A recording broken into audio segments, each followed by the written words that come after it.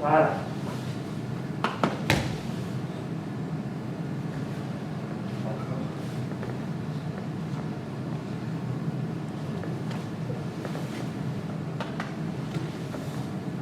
Ça te fait vraiment quelque chose? Le but c'est que ça se fasse. Plus 90 kg. J'ai arrêté le kimono, que je dise pas de bêtises, décembre dernier. Ça a dû être le dernier moment, c'était les championnats du monde FILA, donc il y avait partie sans kimono, partie avec kimono. Je crois que c'est la dernière fois où j'ai mis le kimono, que ce soit en compétition ou à l'entraînement. Donc j'ai vraiment arrêté la partie kimono parce que le grappling c'est vraiment une chose à part entière. Même si évidemment il y a quand même les bases que l'on retrouve dans les deux. C'est pas pareil au niveau du travail, même au niveau des saisies, c'est vraiment différent. Donc il fallait vraiment que je mette de côté le kimono et ça m'a fait du bien aussi de quitter le kimono parce que j'en ai fait beaucoup. Donc là c'était vraiment une année sans kimono et même quand il y a eu des tournois de kimono, je la faisais pas. C'est vraiment abstraction totale du kimono.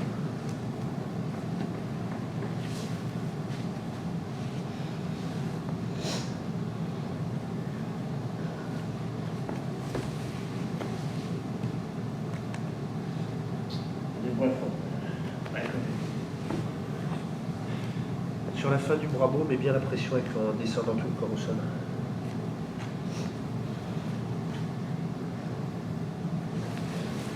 C'est pour moi sans doute l'un des plus gros tournois de grappling, si c'est pas le plus gros, avec tout ce qui peut exister à côté, les Grappler Quest, les tournois comme ça, parce que c'est quand même le tournoi déjà où il faut se sélectionner pour pouvoir y participer, ce qui n'est pas le cas même sur les championnats du monde qui peuvent exister avec la CBJJ, tout le monde peut y participer, donc je mets de côté la FILA, mais c'est le tournoi où il faut vraiment sélectionner. Ensuite, on représente non pas son pays, mais on représente son continent. Donc il y a encore moins de chances de pouvoir se sélectionner. Et puis voilà, c'est une carte à part entière avec sans doute les meilleures têtes d'affiche.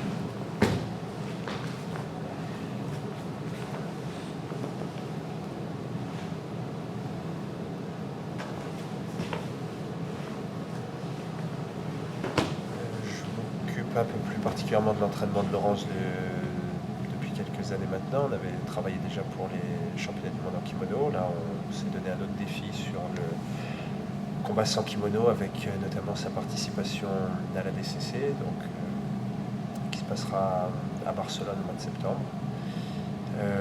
Je m'occupe d'elle aussi bien au niveau de sa préparation physique que de son travail technique. Bien sûr, c'est un travail d'équipe, donc ça je ne le fais pas tout seul. Il y a aussi David Pierre-Louis qui est l'autre enseignant du club avec lequel on échange beaucoup à ce sujet, et puis Flavio Santiago qui nous aide là-dessus, mais c'est vrai que je suis moi un peu plus investi personnellement sur l'aspect préparation physique et préparation technique et tactique de Laurence. Ah ouais. Mais je sais pas, ton bras traîne. Il traîne, il n'a pas bougé depuis tout à l'heure. Ça te passer dessus, mais tu t'en fous, c'est une gueule plus savoir. Ouais, non, c'est sûr. Mais j'aime moins. Ok. Je sais pas, On continue, clock choc.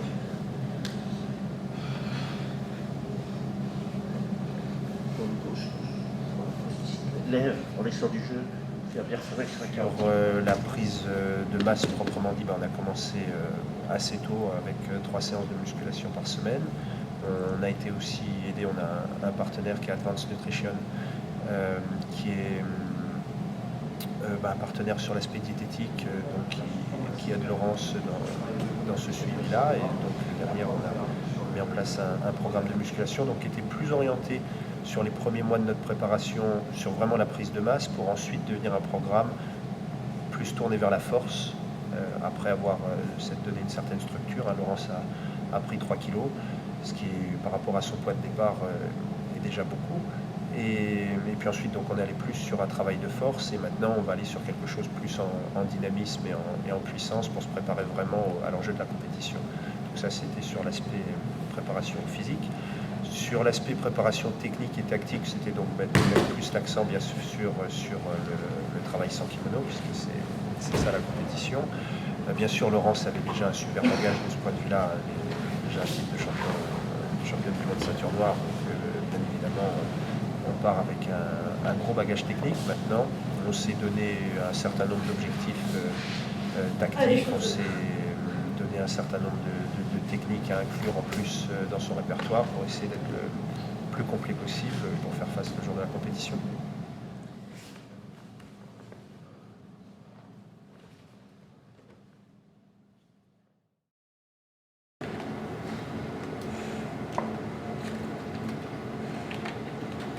Il y a 2 ans, je m'étais fait inviter, je me suis retrouvée ce qu'on appelle l'alternate, c'est-à-dire en remplaçante. J'ai eu des petites magouilles, donc on va faire abstraction de tout ça. Cette année, j'arrive en tant que sélectionnée, donc voilà, c'est pas pareil. C'est pas pareil, le mental est meilleur. Une petite revanche à prendre. On verra bien, hein. Mais une petite revanche à prendre. Alors, Pas correctement. après, c'est à toi de voir comment tu le sens, et je pense que souvent, tu déséquilibreras plus le travail du gars, ou de la fille, en poussant celui qui est au-dessus. Parce que ça, c'est un côté où je suis un peu plus prêt à te recevoir, alors que là, tu me désorganises plus, et tu as le temps de mettre le pied avant que je me sois réorganisé. Le pied doit venir vite, et il doit venir assez collé. Pour moi, vraiment, son point fort, c'est une très très grande discipline. Donc, Laurence, à partir du moment où elle s'est fixé un objectif, elle se donne les moyens pour l'atteindre, donc elle s'investit beaucoup. Mais elle est également très disciplinée dans la façon d'appliquer les consignes, de répéter la technique, de faire les choses.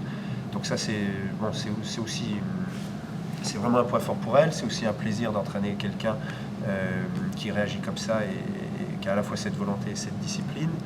C'est aussi quelque chose qui lui évite de se disperser quand elle s'entraîne. On a fixé un objectif, elle reste sur l'objectif, elle travaille sur ce qu'on a prévu. Là où, bien sûr, il y a toujours les tentations, on a envie de voir autre chose, de faire autre chose, etc. Mais ce qui, sur le long terme, fait perdre beaucoup de temps, alors que là, on est vraiment... il y a ce focus sur l'essentiel.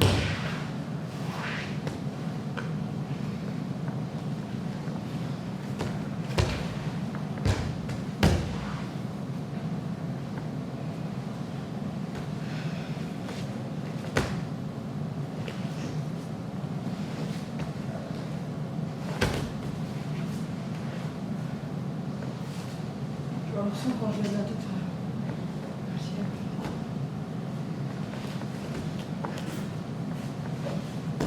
En tant que combattante, mais, bon, elle est capable de saisir l'opportunité quand elle se présente, ça c'est fondamental en compétition.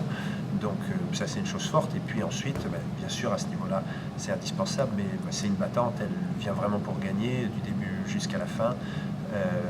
Même avec la fatigue ou autre, on sait qu'elle sera toujours combative à revenir tout en restant sur un travail technique propre et pour passer la technique. Donc par certains aspects, c'est normal aussi qu'elle soit à ce niveau-là, vu son type de fonctionnement et ses qualités.